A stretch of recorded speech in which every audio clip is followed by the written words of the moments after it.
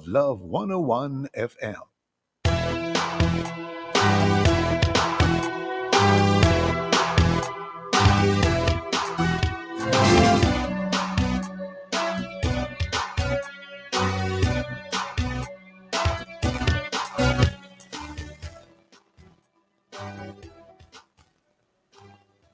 Hello and welcome to the Morning Watch on Love 101 FM. I'm your host, Stokeley Marshall. A special welcome to our listeners on love101.org. And if you are overseas and on the move, US listeners can access us at 712-832-8001. And if you are in the UK, 0330-332-6541, or join us via the Love 101 FM app that can be downloaded from the Google Play Store or the Apple Store. You can also join us on Love 101 FM Facebook and YouTube Live.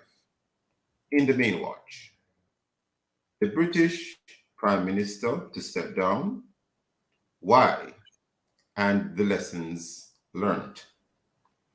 And in the second watch, Antigua and Barbuda, laws against buggering ruled unconstitutional.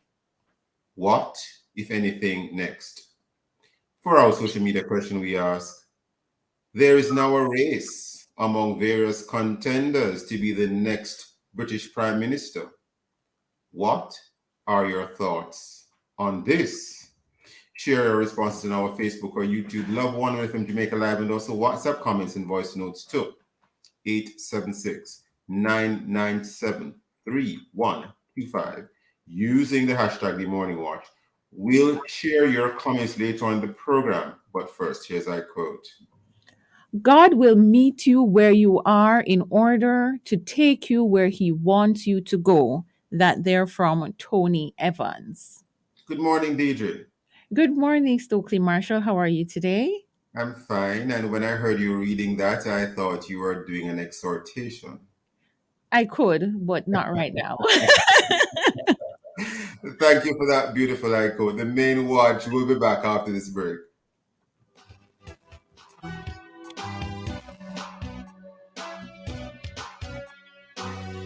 Juicy patty them double up the choices.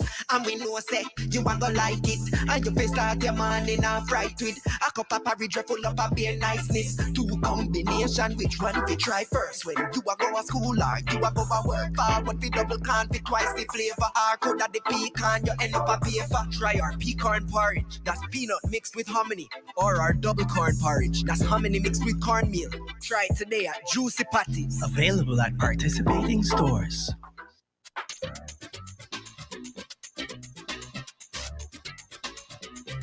Under the Law helps you to know your rights and how the laws of Jamaica can help you defend those rights. We've been doing it for 15 years. That's right. The program is brought to you on Wednesdays by the Bank of Jamaica, building an inclusive economy. Under the Law, Wednesdays at 6:20 a.m., 2:35, 6:45, and 9:10 p.m. on Love 101 FM. Importers. Shipments requiring you to pay customs duties and taxes are cleared on a customs goods declaration, known as an IM4 or IMS4. Ask your clearing agent to provide your customs declaration, customs assessment notice, and customs receipt once duties and taxes are paid. Where your clearing agent may not be able to provide the IM4 or IMS4, request your customs goods declaration registration number or C number, which can be used to verify your payments. Importers, request your IM4, IMS4, or C number. It is your right. For details, email the Jamaica Customs Agency at public.relations@jca.gov.jm. Jamaica Customs, keeping our customers in focus. Knows my name. Here is your opportunity to connect with someone who will listen, pray, and give guidance. It's the telephone counseling ministry of the Edgewater Baptist Church. Please call 876-220-6474. Weekdays between 8 a.m. and 9 p.m. and Sundays between 8 a.m. and 8 p.m. Please talk to someone if you're finding it particularly challenging to cope during this period of global crisis. Someone is waiting for your call. Please reach out today. 876-220-6474. It's the telephone counseling ministry of the Edgewater Baptist Church. This is a reminder that somebody cares. Endorsed by Love 101. He knows my name.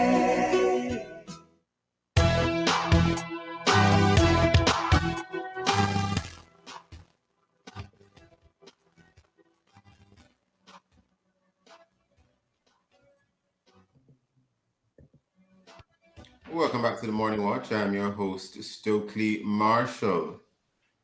Prime Minister of Britain, Boris Johnson, announced that he would be stepping down as leader of the Conservative Party, as well as make way for a new Prime Minister. What led to this resignation, and what, if any, are the lessons learned?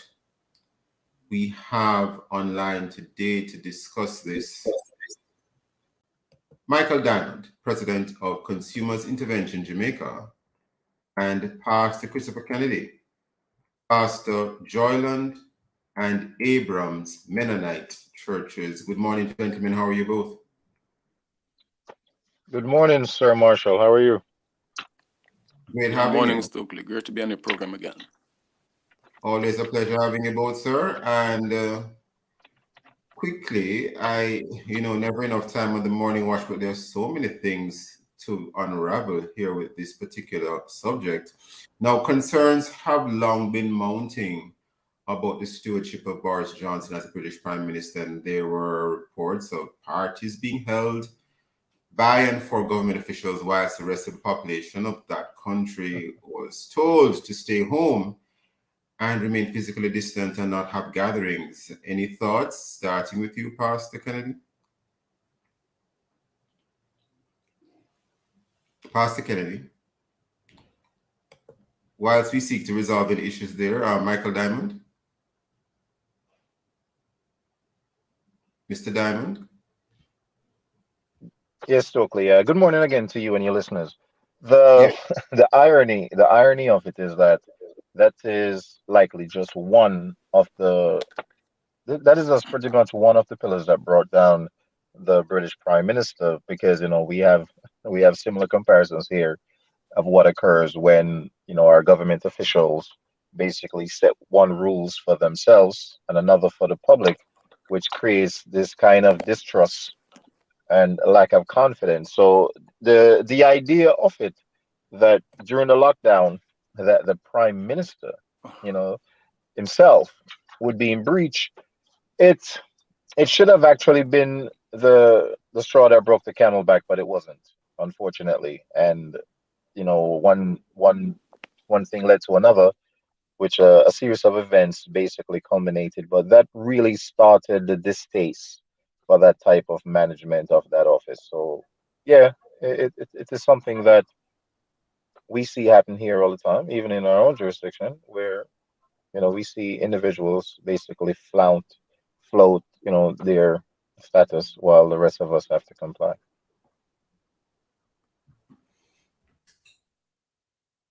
Pastor Kennedy, are you now with us? Can you hear us now? Can we hear you? Pastor Kennedy? Perhaps we'll try to connect with Pastor Kennedy using another method, because we are having a challenge hearing him.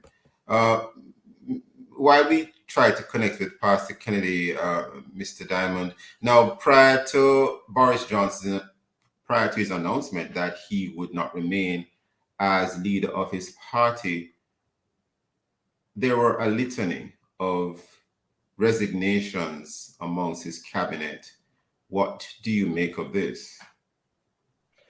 Well, I can tell you that there's no better way than demonstrating your decision, and it's through actions. And once your supporters, once your party members, start basically leaving you to stand alone, there's no denying that they have made a decision that it's time for you to go.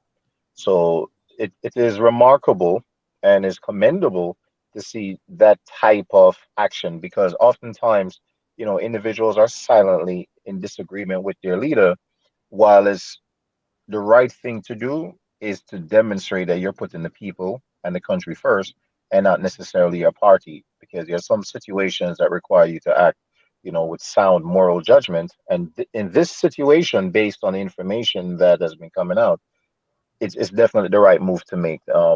We, if only some of this could be contagious where we are, where individuals would demonstrate their dissatisfaction with certain types of leadership and show this resounding, unity in the voice to say, hey, it's time for you to go.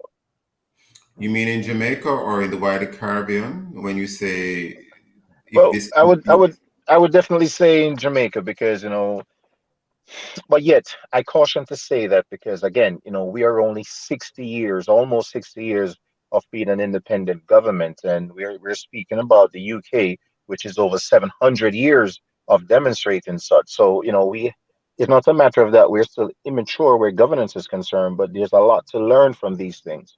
In the past 60 years, the level of corruption index of corruption amongst the citizens of Jamaica, it is so high that there's a distrust where government is concerned. So until we do get ministers and other representatives that are willing to stand up morally against conduct which they see to be in breach or not in the interests of the country, then we're going to continue to see an increase in perception of dishonesty and lack of trust for our government, lack of confidence in the things that they're attempting to implement.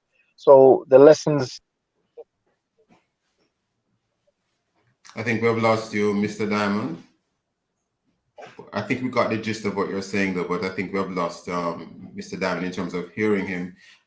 Pastor Christopher Kennedy, I think you're now with us, and I'm here. To revert to the first question, I had asked the question about, concerns had been mounting for some time that, there were concerns about the stewardship of Boris Johnson, and there were reports of parties being held by and for government officials, whereas the rest of the population had been told to stay home and remain physically distant and not have gatherings. Any thoughts, Pastor Kennedy, before we head to the break? Yes, can you hear me, Stokeley? Oh, yes, we're hearing you loud and clear. Go ahead. Yeah, my concern, I heard other contributors there about Jamaica and corruption and so on. I'm going to take a theological approach to this whole issue. And it's frightening, I think, Stokeley, how morally decadent people can be. Sometimes when they pose to be not corrupt, they pretend to be moral. It's really a political game. And when people are forced to survive politically and forced to thrive politically, they will do anything. They will go up the moral scale. They'll go up the scientific scale. They'll use any means necessary to give themselves an advantage. And I don't necessarily see these first world countries as being more moral or less corrupt at all. But the problem is that so often in the political sphere, they are exposed and they do all sorts of things to survive, and that includes being moral. And this whole situation with Boris Johnson is a tale of an individual who just, I think, just like the typical secular person, doesn't think that morality is objective. And if I can get by, and when I can get by, I will get by. Because after all, this thing about a God and so on is not all that important. Let us survive and let us be the best that we can be as human beings without a God interfering. And I think that is what is happening in this political situation. It will continue politically because man has somehow misplaced God and placed himself on the throne as Almighty God. A number of his cabinet ministers had resigned prior to, in fact, a lot of his cabinet and relevant persons had resigned prior to this announcement by Boris Johnson.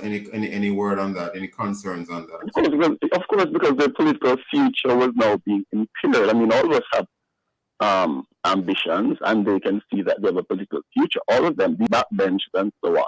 I mean, one day they'll be, come to the fore. And there's attrition in politics too, right? Boris will go one day, those before them will go one day, they will be next.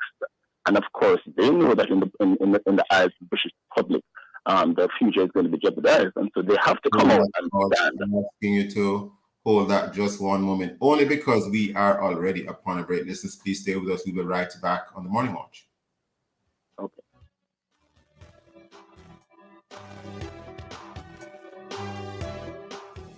Keep fully connected with Flow Fiber Fast Internet at home and on the road with LTE data and calls for a fast, reliable experience anywhere.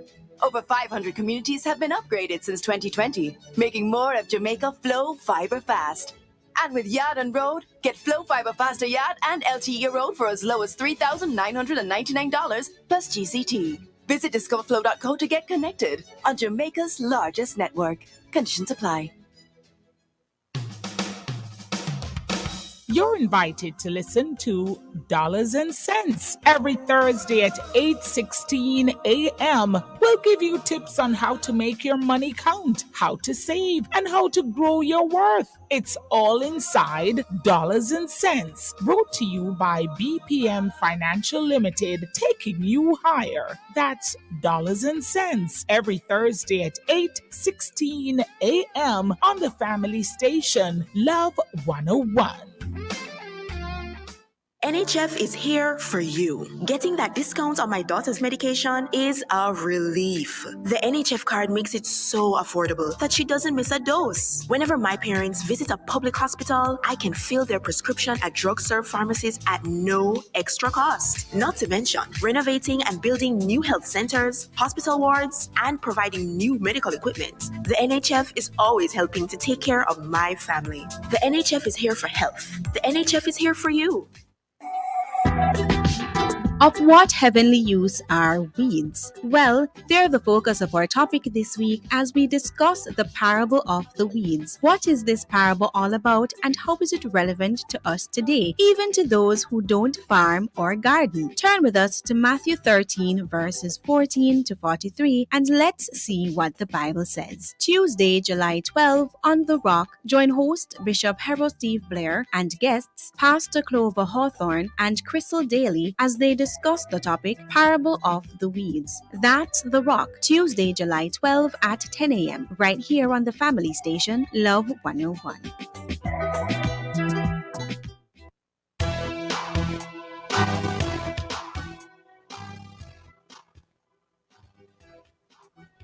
Welcome back to the Morning Watch. I'm your host, Stokeley Marshall. We are in the main watch. Our guests are Michael Diamond, President, Consumers Intervention Jamaica, and Pastor Christopher Kennedy, Pastor Joyland and Abrams Mennonite Churches.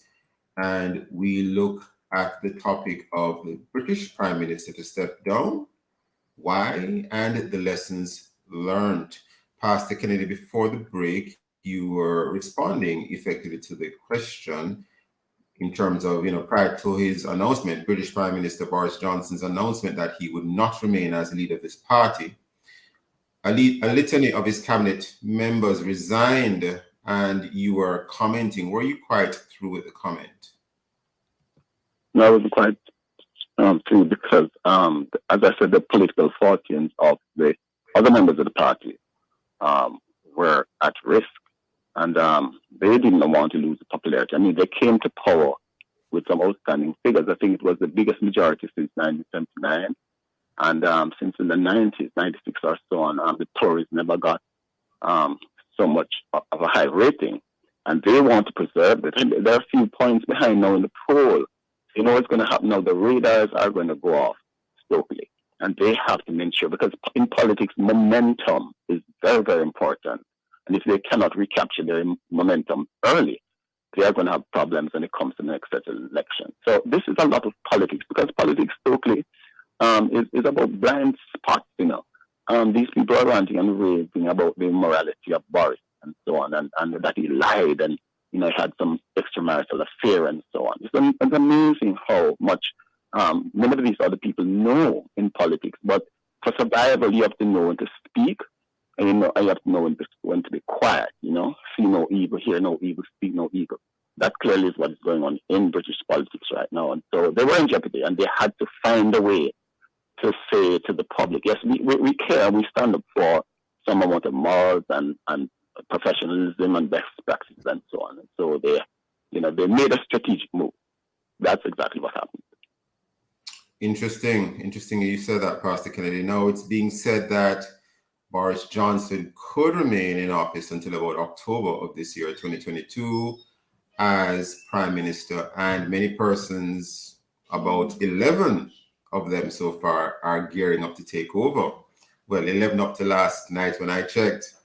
Now, this list of persons gearing up to take over includes persons who are not Caucasian. And do you see the possibility of there being the first non-white British Prime Minister of the United Kingdom? And does it even matter if he or she is non-white? Shouldn't a person's race be irrelevant? And by the way, Mr. Johnson has not tendered his resignation to the Queen up to this time, as far as we are aware on the Morning Watch. It's a loaded question, so many elements to it. Mr. Diamond, any thoughts? Well, whenever it comes down to a matter of non-whites, it is a very loaded question. Yes, there's no denying the fact that that is not something that anyone foresee that is going to happen anytime soon. But while we can welcome that opportunity, at the end of the day, most individuals would like someone who's qualified and their best interest in exercising their duty to the country. So regardless of whether that individual is white or non-white, that is something that we need to focus on. Now, as far as being able to break that barrier, we have seen that has occurred already, in where individuals who are non-white have been given positions of leadership that, make them the first off. But the reality of the situation is that there's far more greater things to address right now than that particular issue. The fact that they would put the government into a tailspin due to this, what is happening right now, especially at so critical a time after, we're still dealing with the pandemic.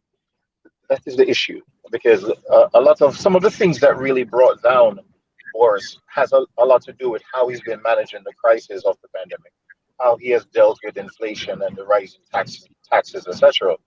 So I would, in my opinion, individuals are more focused on those matters and not necessarily the issue right now of whether or not a non-white would occupy the seat of a prime minister. A very interesting contribution from you there, Mr. Diamond. Pastor Kennedy, any concerns, any thoughts?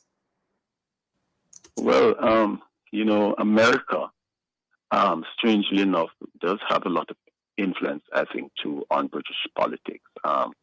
That question isn't very far-fetched in America. We've seen Obama already. I wouldn't be very surprised if it happens that someone does. I might be wrong there, but it is possible. People will do anything, Stokeley, especially in what we call secular politics. They will do anything to make a statement to the next party. And if they think that by doing so, they'll get some kind of mileage with the public, if they think that they'll get political power entrenched by doing so, of course, they might very well do it, I don't know how the British public generally will respond, but if in any way they think that they can get some advantage, they will do it. I'm concerned that in Europe, you still have people making monkey chants, of course, at football matches, against black players. That is a concern. But it happens now and then in America too, so let's see what happens in that regard. I mean, it's interesting days. And I think, in politics, any number can play. Interesting. And apart from, for instance, the matter of inflation and, how the restrictions were dealt with by Mr. Johnson, there is also the matter of the spending that the Brits have committed to the war, Russia against Ukraine, and the committing of the funds would be in relation to supporting Ukraine. Do you think that could have also had some impact, or you think it's irrelevant? Mr. Diamond, you first, and then Pastor Kennedy. Oh, it's definitely relevant. Whenever it comes down to spending, especially under these circumstances, it's very important that you're able to match that against what is it you're attempting to achieve and how we move forward. Now, even though the underlying premise for what occurred recently has a lot to do with how he managed staff, especially those who have been accused of misconduct. So this really came out of a sexual harassment claim and allegations of an individual whom he had denied knowing his past behaviors. So a lot of this again speaks to how our leaders respond to situations and maintain the confidence of the people, especially the voters that put you in. So this is a situation where everything you're going to do is going to be scrutinized, and one thing can be viewed as the, as I say, the standard. So if you have a standard of disregarding the public's opinion, if you have a standard of disregarding your MPs and advice or guidance, then this situation is going to put you in a place of a lack of confidence, and we're seeing the results of it now. Yes, there were also allegations that he, well, depending on which news source you read, he attempted to minimize, according to one headline, sexual harassment allegations, and in terms of a colleague. And Pastor Kennedy, any thoughts of any other issues that could have affected Mr. Johnson's tenure as Prime Minister? So yes, so industrial action is increasing in Britain among teachers and barristers and so on. So that is one thing. I'm not so sure people are thinking that there's money in Ukraine and that is affecting us. I think that war in Ukraine is. I think the British public understands, and Europe in general, that's a very dangerous situation with Putin. And if he wins Ukraine, if he comes away from Ukraine with any kind of mileage, with any kind of with a win situation in any way, that other countries are going to be at risk. And so I think that aspect of it might have helped Boris. It might have helped him somewhat. He championed the Ukrainian moral support and financial backing and so on. And he fitted in well with Biden in terms of that. But the reality on the ground, Stokeley, is that people are having problems. Gas prices has caused inflation to shut up. This whole war has its side effects. And families are struggling more now. Spending has become a problem in terms of the people, how they cope and so on, they take care of their families. And so, yes, you know how politics can be. They're ungrateful. And no matter how you think that you are doing well on the international stage, because even some of his greatest critics do admit that on the international stage, Boris has quite a reputation and he's getting a lot done. But at home, people are struggling. The economy is not doing well. And I think generally Europe is going through that kind of thing because of the war, this ban on gas, the pipeline to Europe, Russia, and so on. And that's how the normal, the average individual man in the street can be like that. When he begins to feel the pinch, he'll forget about a lot of other things and he'll try to survive the industrial action. As you give your final thoughts and comments, I want to throw this one in the mix, because could it have something to do with his personality? Because notwithstanding all of this, he's very likable amongst many British persons, ordinary persons. In fact, some could even argue that whilst he's being sort of thrust to the side by his colleagues, that should be done by the electorate. And also it's being said that he's somewhat of a Mr. Nice Guy amongst many of his colleagues, and he's not very hard with them if there are said to be any breaches. Any final thoughts as we wrap? Mr. Diamond and Pastor Kennedy, next. Well, hey, likable or not, we do have past reports that this guy, it is borderline very racist, so we don't disregard that, regardless of how nice an individual is. What is happening now is that these crises tend to reveal an individual for who he truly is, and it's not always about being a nice guy. It's about doing the right thing, especially when you have the vote of individuals. And we have to hold these individuals to a higher standard, regardless of what, because they are our political representatives. You're accusing him of being borderline racist? This has been a story that has been out, and it's been brought up recently based on comments that he makes. This guy, as many of those MPs are, racist. So it's not a situation where, have to He's leave it likable. there. Likable Have to by leave it whom? there. You know, what has been his past experiences? Only because of time, I want to bring in Pastor Kennedy. Any final word, Pastor Kennedy? 1 second, a few seconds. Well, yes. As I talked about his international reputation, Brexit though was a sore thumb, and so many of his opponents have been hurt by the fact that he won Brexit and he championed Brexit. But overall, yes, I think he does have a way, great managerial skills and so on. And he might not major too much on minors. That could have been to his advantage too. But you know, the House of Cards came down with some of the scandals that were emerging. Have to leave it there this morning. I think have to leave it there. We're totally out of time, but I know you had challenges earlier on, Pastor Kennedy, and we do apologize to the listeners for that challenge with Pastor Kennedy's line. I want to thank both of you gentlemen, Michael Diamond and Pastor Christopher Kennedy. Listeners, please stay with us. We'll be right back in the morning watch. A JN Bank personal unsecured loan can help you tackle your goals with monthly payments as low as $19,999 per million. Conditions apply. The time by JN Bank is 7:31, and you're tuned to Love 101 FM. What would I do without you? You help me carry on. You help me stay strong whenever I'm down and can get through. You lift me up again and going all day long. Precious moments we share with you, everything's so right. It's clear, nothing else can compare to the taste that you bring to life. Malta, you're full of life.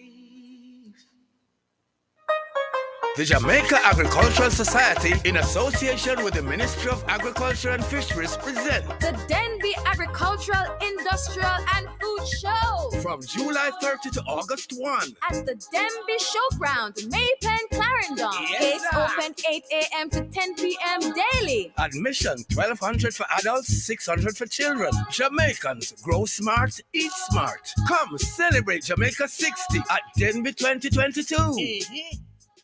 NHF is here for you. Getting that discount on my daughter's medication is a relief. The NHF card makes it so affordable that she doesn't miss a dose. Whenever my parents visit a public hospital, I can fill their prescription at drug-serve pharmacies at no extra cost. Not to mention, renovating and building new health centers, hospital wards, and providing new medical equipment. The NHF is always helping to take care of my family. The NHF is here for health. The NHF is here for you.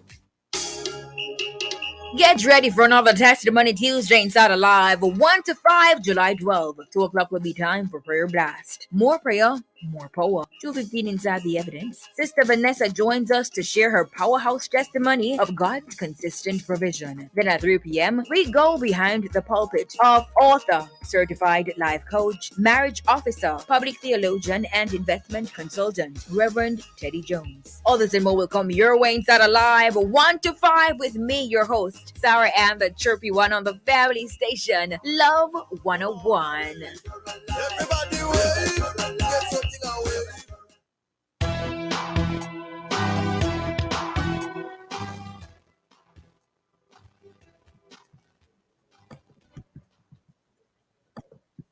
Welcome back to the Morning Watch. I'm your host, Stokeley March. And let's take a look now at the newspapers to see what Jamaicans and others are saying and doing. And we have here in the Jamaica Observer a story here by Alfia Sumner. And the story goes, or a bit of it reads, Civil Society Watchdog Group Jamaica Accountability Meter Portal, JAMP, has cautioned parliamentarians against the perception that they are not subject to the same rules as ordinary Jamaicans when it comes to public disclosure of criminal investigations. We now turn to the Daily Gleaner. This is a story here by Janet Silvera, Western Bureau. An 88-year-old woman who was reportedly tortured and beaten by a relative, died 8 days after she was admitted to the Spanish Town Hospital in a coma. and I'll refer to one other from the Gleaner. Former Fern Court principal dies. Former Fern Court principal dies. That was Sharon Kelly Stair. And those and many other stories in both major daily newspapers. And of course, coming up next, we'll read some of the feedback from our Facebook and WhatsApp question, which is, there is now a race among various contenders to be the next British Prime Minister. What are your thoughts on this? If you haven't done so yet, leave your responses on our Facebook or YouTube. Love 101 FM Jamaica Live, and also WhatsApp comments and voice notes too. 876-997-3125 using the hashtag The Morning Watch. We'll be right back.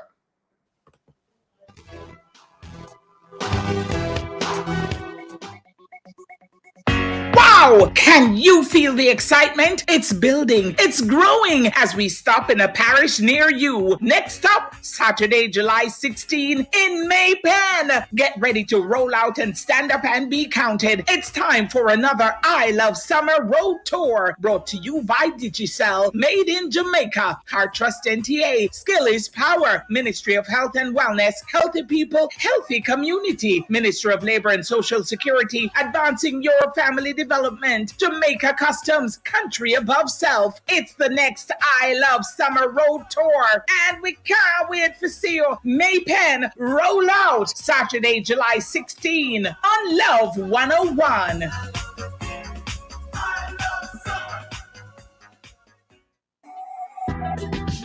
Of what heavenly use are weeds? Well, they're the focus of our topic this week as we discuss the parable of the weeds. What is this parable all about, and how is it relevant to us today, even to those who don't farm or garden? Turn with us to Matthew 13, verses 14 to 43, and let's see what the Bible says. Tuesday, July 12, on The Rock, join host Bishop Harold Steve Blair and guests Pastor Clover Hawthorne and Crystal Daly as they discuss the topic Parable of the Weeds. That's The Rock, Tuesday, July 12 at 10 a.m. right here on the family station, Love 101.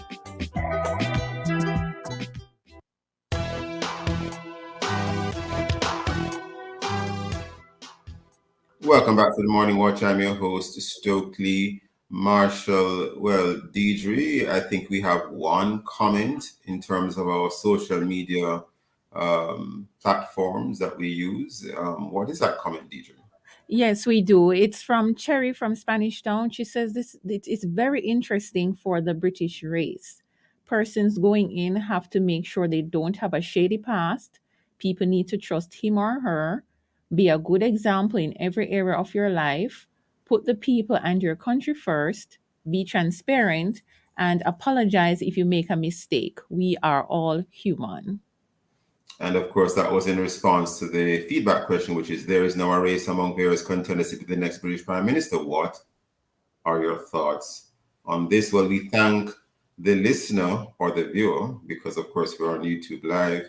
We thank that listener or that viewer for that comment. No more at this time, Deidre? No more at this time. Well, we move right into the second watch. The Eastern Caribbean Supreme Court has ruled that certain laws in Antigua and Barbuda that had up to some days ago criminalized buggery between males is unconstitutional. The courts in Belize and Trinidad and Tobago have made similar rulings. Are there any implications for Jamaica? Our guests for this segment are Shirley Richards, attorney at law and legal counsel for the Jamaica Coalition for a Healthy Society. And we should also be having on the show Sean Bird, attorney at law and the chief executive officer of Liberty Radio ZDK Antigua. Good morning, Mr. Bird, and good morning, Ms. Richards. How are you both? Good morning, Mr. Marshall. Morning, Mr. Bird. Good morning to all of you. I never knew a West Indian man could say ZDK. ZDK. I thought about it before I said it, and it seems as if there's a bit of a shift because I hear so many people saying Z these days. So I said, let me go with Z. And I wanted to tell you, I was listening to you, and I heard that you had a guy in Jamaica called up and a prophet, John Enuma. And I was watching him, and he actually prophesied at the turn of the year 2022, the end of last year, as the crossover service, that what was going to happen to Boris Johnson is happening, and it's a plan by the New World Order. Anyway, just as a sidebar, I thought I'd put that there. Maybe we should have had you on that show. That segment, I should have said. Well, we go right into the second watch. And in perusing the case, the recent case in Antigua and Barbuda, I noted that the court said the respondent in these proceedings has conceded. The respondent would have been the Attorney General of that country. The respondent in these proceedings has conceded that the understanding of fundamental rights has evolved,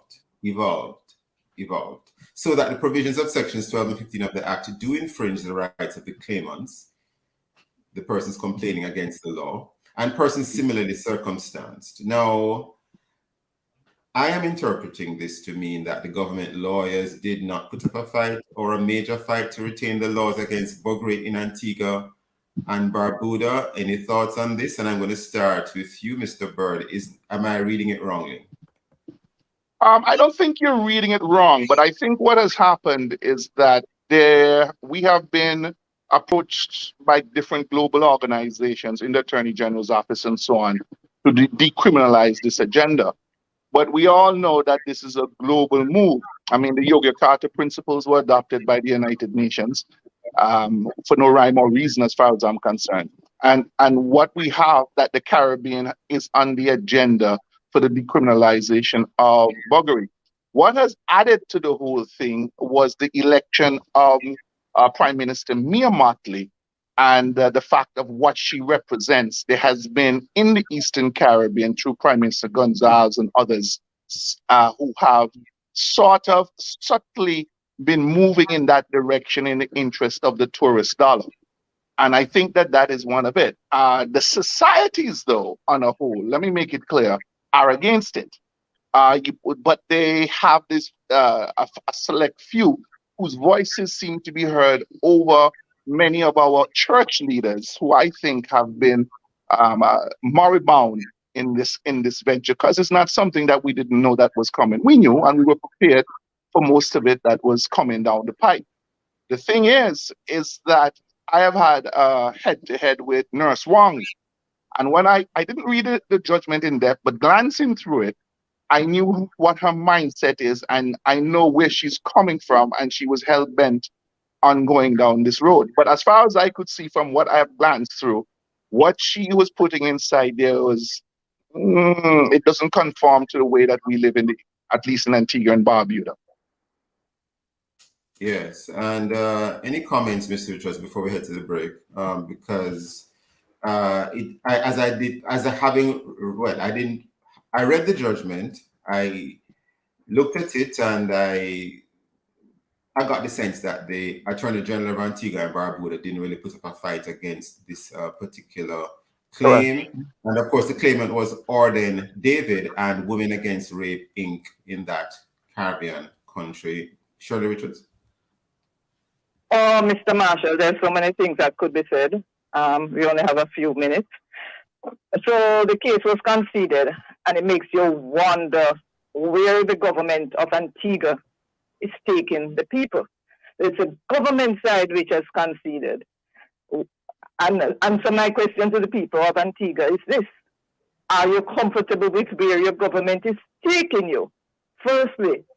Secondly, do the people understand the implications of this repeal? One of the implications is that sexual intercourse will be taught to children, will be taught in schools as including buggery. Now, buggery is not sexual intercourse. It is intercourse per annum. And I saw where one of the laws in Antigua defined buggery as sexual intercourse per annum. No, it's not sexual intercourse. It's intercourse per annum. So one needs to, I just wonder if Antiguans are aware of this, of the implications. I found it rather. Miss Shirley Richards. we are already upon a break. And remember that we're on Morning Radio, so we would not want to be too graphic. But be that as it may, we get the point you're making, Shirley Richards. Listeners, please stay with us. We'll be right back at the Morning Watch.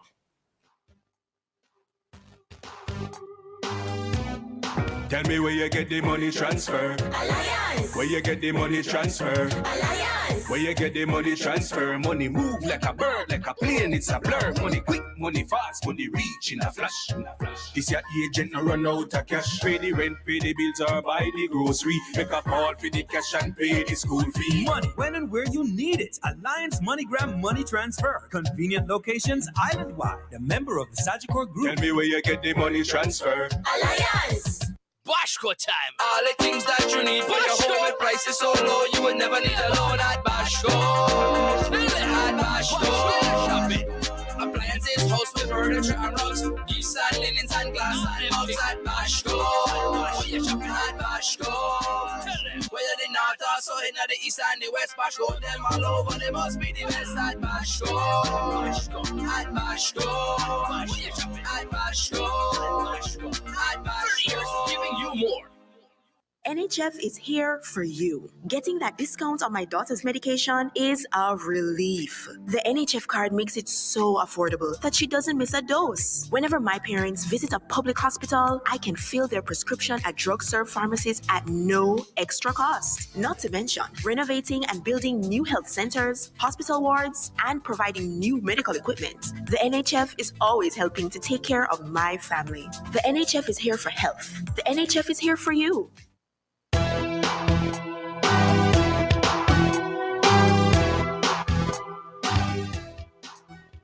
Welcome back to the Morning Watch. I'm your host, Stokeley Marshall. We are in the second watch. Our guests in the second watch, we have Sean Bird, Attorney at Law and Chief Executive Officer of Liberty Radio Z, DK, Antigua. And we also have online Shirley Richards, Attorney at Law, Legal Counsel, Jamaica Coalition for a Healthy Society. And in the second watch, we are looking at the topic of Antigua and Barbuda laws against burglary ruled unconstitutional. What, if anything, next? And I want to move on to another question quickly here. And well, clearly the government would not be appealing the ruling because they had, as you indicated, Shirley Richards conceded from the get-go. Now, however, was there a savings law clause in the Antigua and Barbuda Constitution that would have saved laws on sexual relations prior to the enactment of the Constitution? And if there was not, might that have given the court even more ability to reach the conclusion that it did? Because I took a look at the Antigua and Barbuda Constitution. Of course, I can't comment too much on the law. I can't comment on the laws of Antigua at all because, that's not where I practice. But I didn't see any express words that would, to me, amount to a savings clause in terms of sexual relations. Shirley Richards, any comments on that, if any? No, I didn't check that. I wonder if Mr. Bird would be able to assist with that, because if so, then the Chandler case, really ought to have applied. But most of the constitutions had some sort of general savings law clause. Mr. Bird might be able to assist. Okay. I thank you. No, we don't. I think, unlike Trinidad, I think my brother-in-law Anthony Astefan and I were discussing that the other day. He's more the constitutional expert, and he was saying that there was a difference between what was in Trinidad and what we have here. So no, we don't have that savings clause. But I want to go back to something that you said just a while ago. You said that I believe that the government was looking for a way to adhere to this. We are in an election season, one. And two, because these economies have been decimated, they're looking for a way in which to introduce that without getting the blame. The Prime Minister, for instance, a couple of days ago in the newspapers, he said the churches are hypocrites, and he referenced the fact that many of the pastors of the Catholic Church, look at how they were committing sodomy, etc., etc. So I think that they were looking for a way to do it, and I believe that because we didn't know about the case. I mean, it's by happenstance. One of the members of the Concerned Christian who works at the court, she said, "Sean, do you know that there is a court? Is this case going?" I said, "No, I never heard about it." We didn't know it was up in the Mr. case was Bird, already concluded Mr. Bird, when we got word of it. Mr. Bird, you're Yes, saying that in Antigua, in a small island as Antigua, no one knew of this we case. had no clue. In the wider public, I mean. Huh? In the wider public. No, we didn't know. When we found out that the case was after it was concluded. I said, joke, your joke. And then is when we started to speak up because we didn't know. And it was by the grace of God that this young lady saw it and immediately called me. I said, "What is this that's going on?" So it was done in the quiet, in the dead of night. So the government knew what was going on. That's my point. And therefore, it was, I believe that it was an attempt to not accept the blame because they know of the backlash, because they are getting some pushback in the society here in Antigua and Barbuda. And what is that backlash like now? Because the decision has already been made. What has the backlash been like? Well, what has happened is that you're hearing more and more voices starting to rise. The thing is that because we're in a political season, I find that what has happened, many of the politicians are looking to not enter into the fray, and many of the church leaders have not loaned their voices to this action as they should have. Bishop Ralston Jeffrey is one of the few. Bishop Johnson, who's originally from Jamaica, he also is one of the few. And so there's still a great debate every day that's going on the radio about what is being done, and people making it quite clear that, look, this is not the road we want to go down. Now, what has happened? They have surreptitiously gone and tried to recruit individuals to market it as, oh, they're gonna get a backlash against the gay community, but they're gonna try and attack us, etc., etc. And so that is what is happening presently. I see. Now, as it relates to, you mentioned something earlier, Ms. Richards, which it raises this question, because you spoke about the youth. Now, I took a look at some of the relevant provisions, and I saw the age of 16 in one of them. Now, does the decision of the court mean that such acts, we know what they are, can occur even if one of the males is 16 years of age? I noted that that age was mentioned in a part of the now formal legislation. Mr. Bird or Ms. Richards, any of you can jump in here. It seems so to me. And the ruling is so wide, it reminds me of Planned Parenthood. Yes. And Casey, the selection of an intimate partner is a private and personal choice. So what about this whole thing of people within a family, incest? The ruling was wide enough to encompass all sexual relations. I just see this ruling and many others, most of the other rulings, as being, to use the words of my constitutional law professor in respect of another case many years ago, law reform by the non-democratic principle of judicial review. That is what has happened, and that's what some governments use in order to get the blame off themselves. They facilitate it through the courts, and that way they can say it's not me, it wasn't me. Well, I won't comment on that. In fact, I want to move on quickly to this because there is enough time on the morning watch. It appeared to me that the court in this Antiguan case, well, you know what, let me just actually read what I saw rather than give my opinion. The court referred to, and I quote, "The Constitution is often described as a living instrument, which gives significant room for the realization and enjoyment of individuals' human rights." Any comments on that, Ms. Richards? Because when I saw the words living instrument. It reminded me of something, but I will not comment. You comment, Ms. Richards. All right. This to me is a principle which enables judges to place their own interpretations on laws which were passed decades ago. To quote Justice Scalia, or to just repeat something which he said constitutions are enduring documents. And if you want to change something, if you think that there should be reform, it's not for you, the judges. It's for the parliament.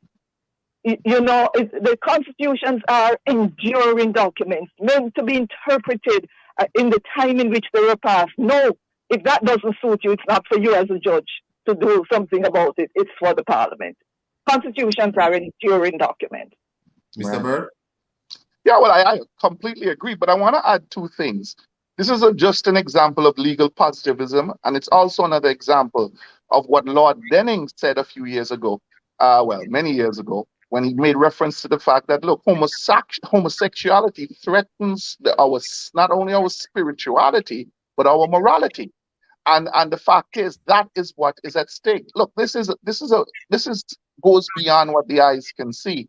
And there is a new world order movement that is trying to marginalize and get rid of Almighty God out of our lives and bring into life what humanism and secularism they feel that is necessary to advance their agendas. We here in the Caribbean, in the Eastern Caribbean, I have no doubt in my mind that this is an attempt to target. For instance, this morning, I just read something that somebody sent to me, which a gay activist is speaking about, the glory of, it's a wonderful thing that Antigua has passed the judges and they have decriminalized buggery.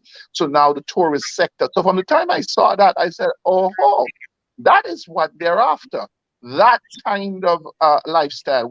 I'm just also learned this morning that they have a group of them that's coming to a particular hotel in Antigua and Barbuda. So this is the government trying to pass in the buck, keeping in mind that the same Attorney General swore over his dead body that this kind of law or this kind of act would come into play here in Antigua and Barbuda. Would or would not? Sorry? What did you say, Mr. Sure, it would or would not?